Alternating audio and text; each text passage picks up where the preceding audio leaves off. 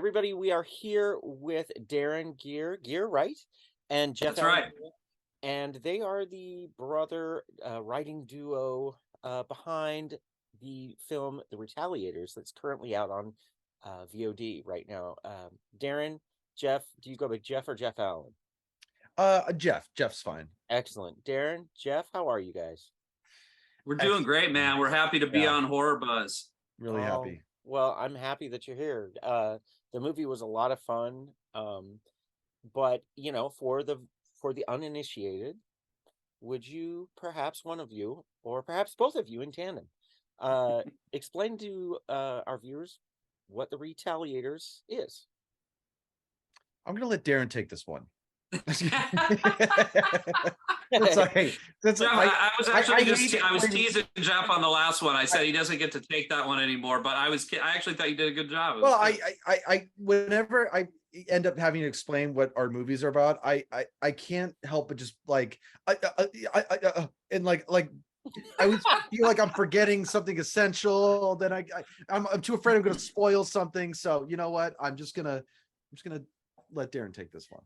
It's the Retaliators is about it's about an upstanding pastor who is this this very loved man of his community, sort of a Capra-esque Jimmy Stewart almost kind of classic character like that.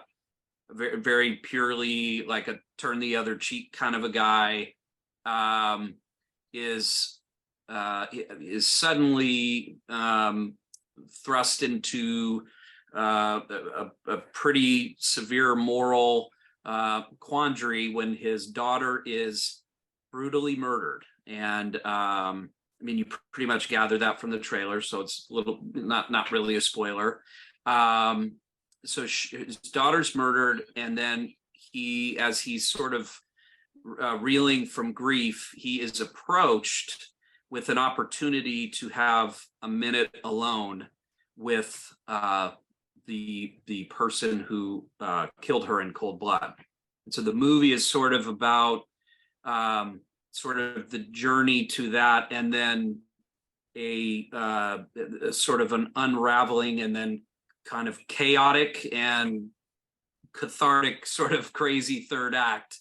And it's definitely, if you just watch the trailer, it's easy to think, oh, this looks like a Death Wish kind of a movie, and it is that there's that element there, but it also very much takes a pretty hard left turn at a certain point and goes pretty batshit, and that's sort of supposed to be the the desired effect and sort of fun of the movie.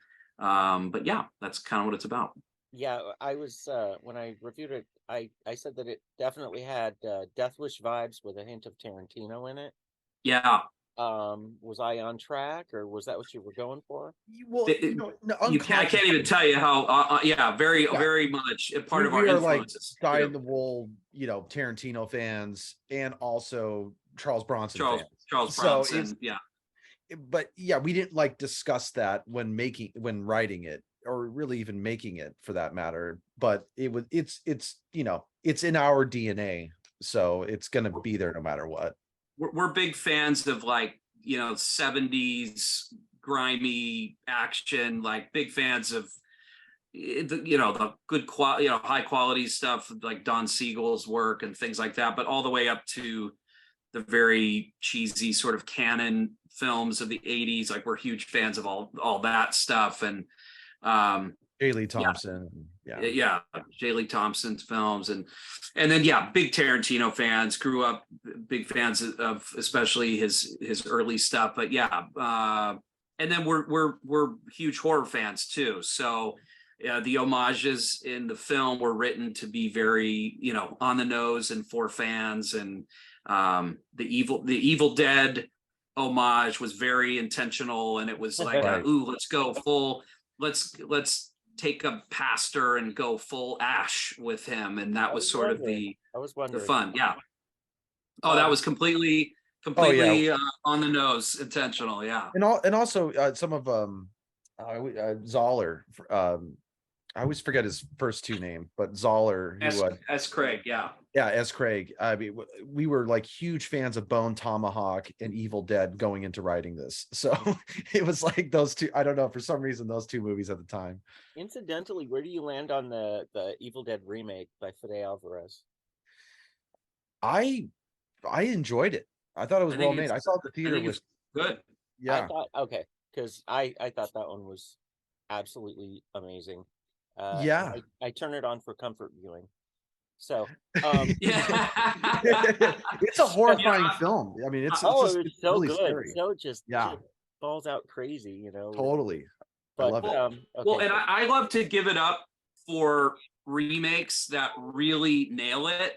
People Yeah. love to hate on remakes just because they're remakes, and you Can't know, touch the original, that kind yeah, of thing. yeah, no, Yeah. I always love to give them their due when they really kill it, and I embrace them huge. So another one, Evil Dead is one of the few real successes. The other one, Hills Have Eyes. I mean, Ted Levine. yeah, Yeah. that was a pretty good remake too.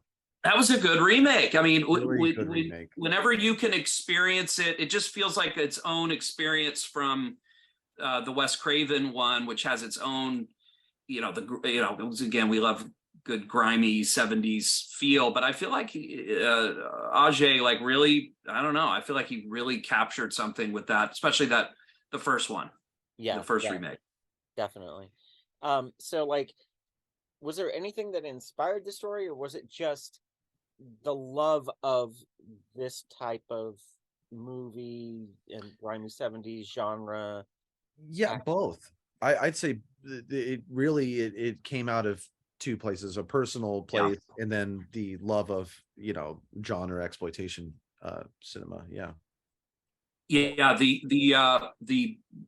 there was real life trauma that actually is sort of at the heartbeat of at the heart of what inspired this story in the first place, and we've been very public about it, and uh, basically it was years back. It was about 16 years ago now. Our younger sister, it was just a horrific incident where she was walking home in a suburban neighborhood in Northern California late at night, and out of nowhere a stranger ran up and tackled her. She fell 20 feet down into a ravine. She was raped. She was attacked. She had a belt around her neck. She was almost killed. She miraculously fought and outsmarted and escaped the situation straight out of a horror movie. And thankfully she survived. Well, what happened was this perpetrator was not caught for years and years. This went on. And then like 12 years later, he was caught attempting to do this to another woman. And he was a taxi driver in the same area 12 years later. So it's so scary. Yeah, so Yeah, creepy. I mean, because So creepy. he was tried and convicted on those two cases. But who knows how many other they're probably worse, very sadly. So a trial ensued that went on for years. The trial period was rough because we had to, everyone had to sort of relive all of this, and it was very hard on our sister. And again, I already touched on it, but the good ending with all of that is that he was basically put away for life, and he when he comes up for parole, he'll be a pretty old man at that point, and hopefully we'll be able to keep him in there. But it was along the way, because our sister had a very interesting path, to say the least. She dealt very severely with PTSD, as you can imagine, for years, but she was able to come out of it and live, and continues to live, a very healthy, thriving life. She is one of the few female fire captains in the United States now. Oh, that's And awesome. yeah, she's just awesome, awesome, such a strong person, such an amazing person. So it was in the trial period where all of a sudden the idea of what if there was this underground service that offered a minute alone to families of crime victims, that sort of came up, and the Retaliators title and all of that. And Jeff and I, once we talked about it, we sort of saw the movie kind of, it all just sort of, we just started getting very, excited about it and creating it. We went to our sister and with the crazy idea of, hey, what do you think of this? Because the reason being, she had come to us saying, hey, I would like to get my story out. Her name is Darren Geare, by the way, and there are you can Google her name, and there's articles that she's done, and her story is documented. But she said, I really want to get my name out. I really would like to be an inspiration to people suffering really acute, horrible PTSD, and that as hard as it is, there are, you can come out of the other side. And she was just, I would, any way that I can get my story out. And so for a minute there, we were trying to see if we could have contacts to get a documentary made.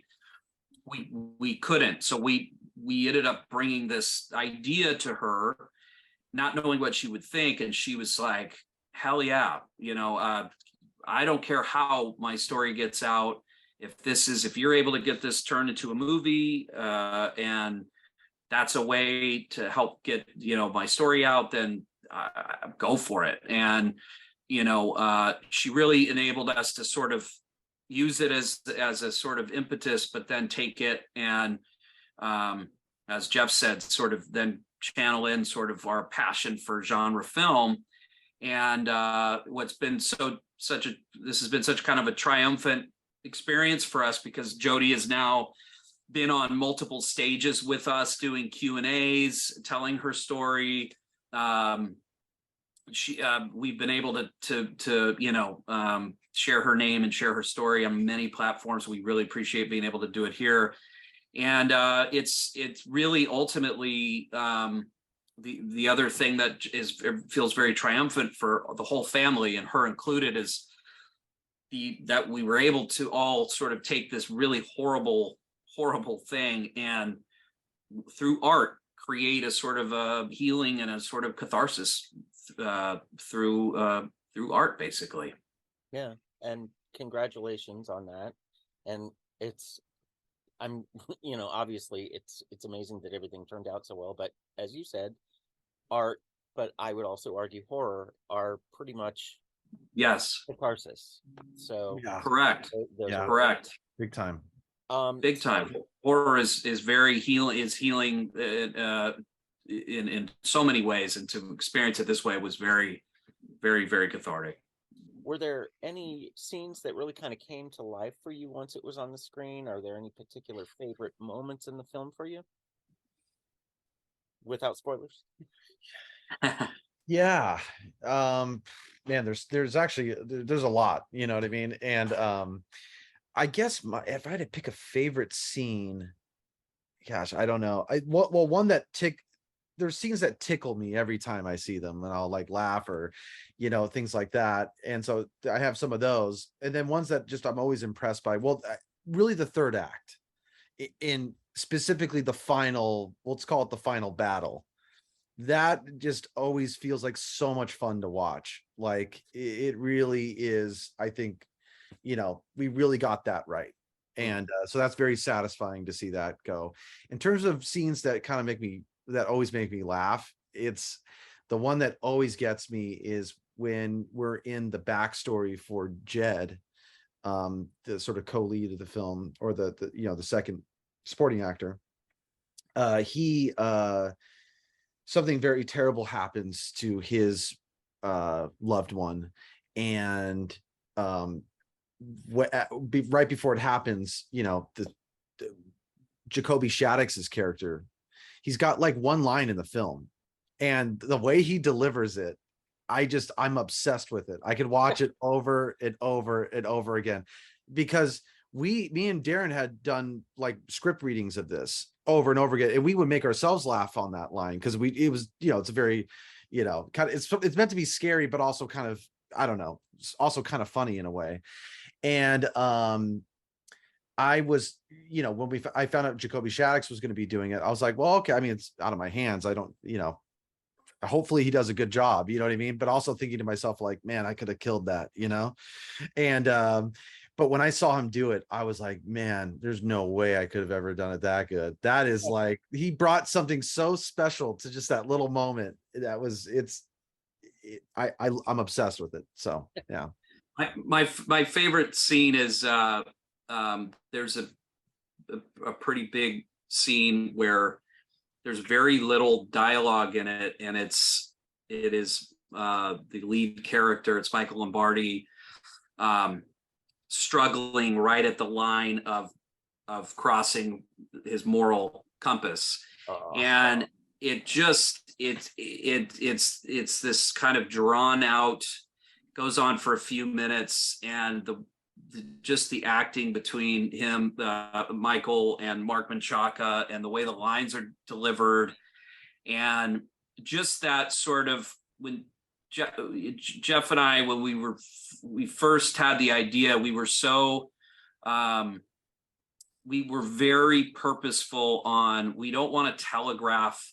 We're not big fans of telegraphing, messages and things like that. Like, we really like to show, different, let's take that bad character and let's really walk down his shoes or her shoes, and let's not prejudge, and let's let the audience argue it out. Let's that's just the kind of movies we like. We kind of just are fans of, in cinema, typically it's just when there's sort of, wow, I don't know how I feel about this, or I love when movies are over and it's like, okay, I want to argue about it or talk about it, or get, and we really were big on, like, let's not, we have these two characters that sort of took opposite paths, being brought up to that same moral line.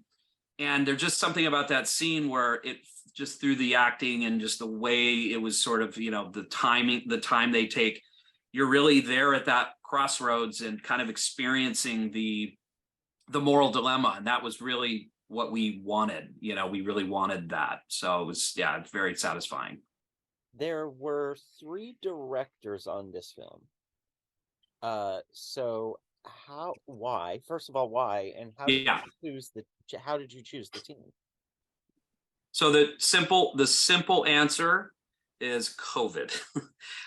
So we were one of the very, the SAG at one point, true story, unless the SAG rep was lying to us, we were in the forest of New Jersey, deep into shooting, when March 17th, 2020 happened. We all remember where we were. We all remember where we were, right? Yeah. And we all remember that time. Well, the film was in, like, up to its neck in shooting. Okay. And so, as you can imagine, in those early days of COVID, so what I was going to say was, we had a SAG rep come out to the set and say, when they shut us down, and said, you and are officially the last union production in the world, and it's time to stop, and we're done. And so we had to stop, of course. Then we had to navigate how to, in those early days when tests were tens of thousands of dollars and all of that, we had to navigate how to shoot the movie safely and responsibly. And we had cast come in and out. We had crew come in and out. Obviously, there was everything from traveling concerns, health concerns. So we spread out over time, ended up shooting on multiple coasts. We used multiple directors. We used two entirely different special effects teams. And it was all because of truly logistics to get it done. Without Michael Lombardi, because he really, from the very, very beginning, he read the script and was on a plane in 3 days in our living room going, I'm going to get this movie made. Just trust me, and I will get this movie made. I will go through whatever it takes to do it. I don't think he knew what he was signing up for when he committed to that. But he did. He carried the torch and figured it out at every step of the way. And very thankfully, we did it safely. We did it without any incident, without any health incident, without anything like that. But it was very challenging, to say the least. So that's essentially why it is the way it is. And the fact that we were able to bring it all together and have it be cohesive, it was very challenging. We had to reshoot certain things. We had to get very creative. And we had a phenomenal editor. Randy Bricker edited the film, who is just a pro. That's been in like every horror franchise. He did 2 Chuckies and a Texas Chainsaw and a Hellraiser and a Halloween. He was really the guy that said, okay, we're gonna figure this out and make it work, because we had to. We just had to figure it out, because it was all those early COVID days. When we screened the movie for the first time, we were one of the very first. We were at Screamfest. And it was the first time probably most everyone in the room had been in public at a public gathering when we went to Screamfest in 2021. I remember being interviewed, and it was like, whoa, it's so crazy to see all these people and see, because it was the whole experience was through lockdown, basically. Yeah, it that almost sounds like a poker bet. I'll raise you 2 Chuckies, a Texas Chainsaw. But yeah, like getting back into the theater was kind of surreal. And I remember getting back into the theater, like I had to go see the 3rd Conjuring movie or something like that. And it was the first time I'd been, in public, like with other people, Yeah. So that had to be exhilarating, especially because it's a big crowd pleaser. So, Yeah. Oh, but we were at the Chinese theater. We were at the Hollywood Chinese Theater opening Screamfest, sold out crowd. I mean, honestly, that night I will never forget. I mean, and when that 3rd act hit, because what was crazy was when we finished the film, we loved what we had done, and what we had pulled it off by hook or crook through all of the challenges. But we didn't know if audiences were going to go along that ride and how they would feel about the 3rd act, and if it would be too jarring or not, whatever.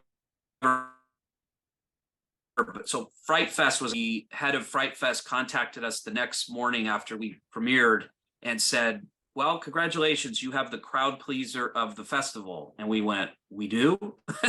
Really? And he's like, the crowd went insane in the 3rd act, and they recorded it and sent it to us. And we're hearing these huge laughs and cheers and screams, and we're going, oh my! And yeah, this was coming out of lockdown. So when we went to Screamfest, we didn't know, like, is it gonna, is the audience here gonna feel the same way?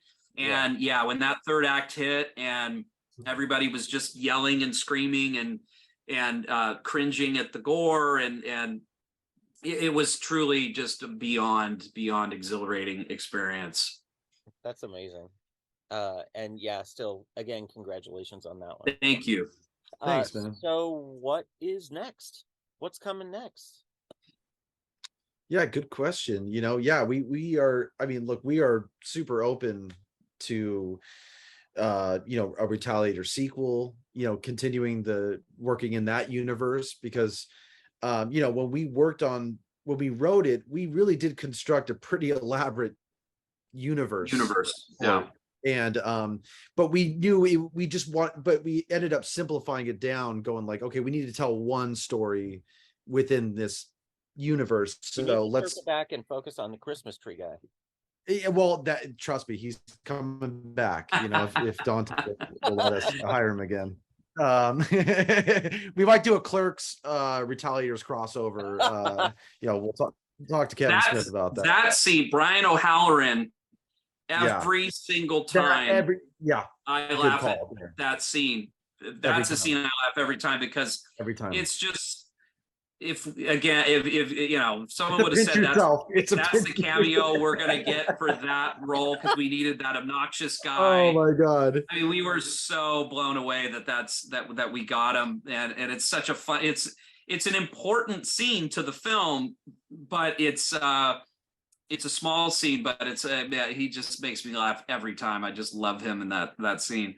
But yeah, since we especially with lockdown and everything else, what Jeff and I did was after the Retaliators, we just kept writing and writing. You know, Retaliators is our first screenplay, so we since then have written 3 more, and we've been just working away, polishing. We're very happy and proud of them, and we're just starting to take them out and try to get another movie made. And yeah, we've got one right now that we're just really excited about, and developing with Michael Lombardi. So and then yeah, like Jeff said, if we're able to do Retaliators 2, we already have the movie outlined. We've got a whole universe there. Or a Retaliators TV show. Yeah, we could do. Yeah, we've got a TV show idea. I mean, we built the universe out way too big, and we just said, okay, we got to zero this in. We've got like multiple. We kind of created stories for everybody. You'll know when you see the movie. There's an underground world. We created the stories there that we had actual headlines written for all of those people, and Retaliators really dug in pretty deep. Yeah, Retaliators is really episode 4. You can think of it that way. You know, I'm not trying to have a big head here. We don't mean to be presumptuous or anything, but it is sort of a new hope. Yeah, no. Yeah. Please just don't sell the franchise to Disney. They'll I have a feeling I don't think Disney would be interested in our franchise. Not yet. You know, we'll see where we go after the first 2 sequels. You know. Oh my God! The minute I see toys in Target, forget it. I'm out. Well, you guys, thank you so much. Thank you so much for taking the time to chat with me, to remind people to catch this film, The Retaliators, that is available on VOD, everybody. So check it out. It's a lot of fun. And also, side note, Michael Lombardi, I got to interview him. What a great guy, right? Oh, just like the best. The best. He literally is the best. He's unreal. You know, he's unreal. And just from every angle, from the talent he brings as the guy carrying this film, which he just does such an unbelievable job in acting, but truly, as we said, he was the glue that got the entire movie made through a lot of adversity and just trials. So he has a work ethic, and his ability to produce and direct. I mean, he ended up directing, like, I think somewhere around 20 minutes of the movie, and some of the most beautiful and coolest constructed shots in the film are the things he directed. So, and the guy's just beyond super talent. Yeah. So yeah, Secret Weapon, stick with them. And Norman. So, yeah. Oh yeah, no, we wrote the one we're developing now. We wrote for him, and we've got we have a real chemistry, and we were all the way down to the fight scenes. Like we would literally go through. All of the fight stuff is written out was storyboarded, and Michael was right there with us doing all of that. And the fight scenes are, I mean, we're so proud of that. I mean, everything in the third act is just, you know, so fun to see come to life. Awesome. Norman, I have Yeah. I have one question for you. Okay. Okay. I don't know how this is going to land, but I need to ask it before we leave. Go for it. Go for it. Has anybody ever told you? If you I'm say sure you Kirk can get. Cameron, if you say No. I can see. You know what? It's Kirk Cameron. I can see. I don't see Kirk that right now. I see a little Kirk. Right I now. don't see it. That's not where I was Never going. mind, Normie. No, Norman, I don't see it. Okay. Thank you. Go ahead, Darren. Go ahead. I see a much cooler. Okay, I see a much cooler actor. Okay, Okay, who do that you you see? resemble, and even more than Kirk Cameron. You're gonna like this. I think I know, but as long as it's not Kirk Cameron, I don't care. Shay, I think you pronounce it Shay or Shaya. I think it's Shay Wiggum. Shay Wiggum. Character actor. He was in the Netflix mini series of Waco, the Waco mini series. Did you ever catch that? I thought you were going to throw me Greg Kinnear. Because I see. No, you know what? Jeff is right. That he's in a lot of movies. He's in a lot of movies. Yeah, he's a great character actor. So anyway, Darren, you see what I'm seeing? Okay, I do. All right. Well, okay. What was his name again? What? His name's Shay Wiggum. Shay Wiggum. Shay, oh, just yeah, like Ralph Wiggum. Okay. Yeah. There's some silent H's in there, so you know, but yeah. Oh, man, that makes me happy. My cat's breath smells like cat food. Okay, so everyone watch the Retaliators. It's on VOD now, and yeah, there you go. Jeff Allen Geare and Darren Geare. Thank you so much for talking, and we'll see you on the next project.